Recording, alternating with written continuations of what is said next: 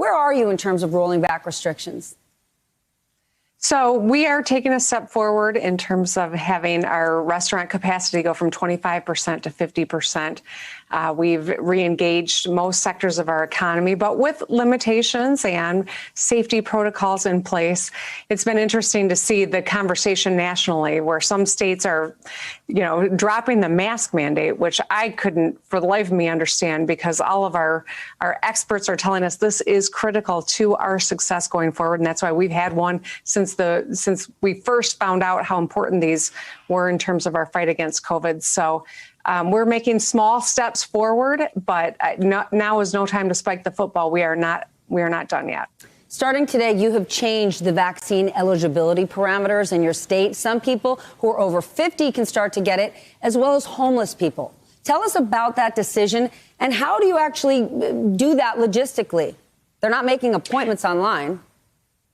That's right. So that's one of the great things that having this additional vaccine in our arsenal against COVID will help us do. When we are talking about a transient population, people without homes, the J&J vaccine is a great opportunity for us to inoculate people and not have to worry about that follow-up vaccine. And all three are safe and effective. It is really a miracle that we have this kind of, these kind of vaccines on the market already, just a year into this experience. And we've got to use every tool in our arsenal. We want to get to 70% of our population inoculated as quickly as possible before variants take too great a hold or more mutations happen. And that's why we're in a race, and that's why dropping our age so that we could expand who's eligible was really important. But you can't use every tool in your arsenal, or at least not all the money you have.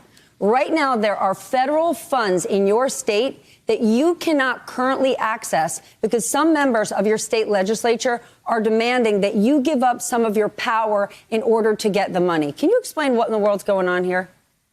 I wish I could, Stephanie. I mean, it's nonsensical. The Trump administration signed relief dollars before, the change in administration in Washington, D.C. We've got $5 billion that's been allocated to Michigan.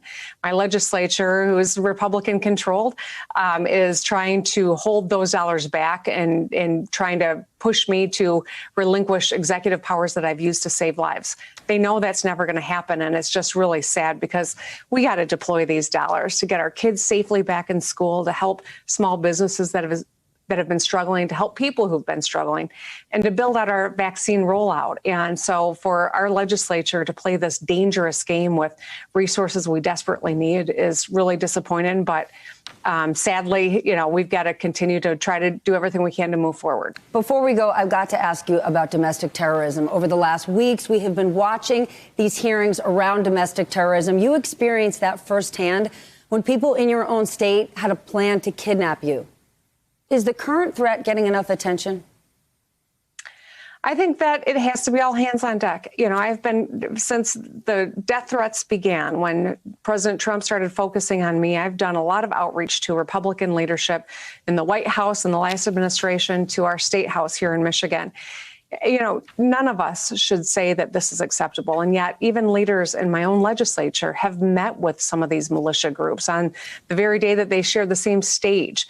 This is the opposite of what we need to be doing. We don't give people excuse. We don't legitimize.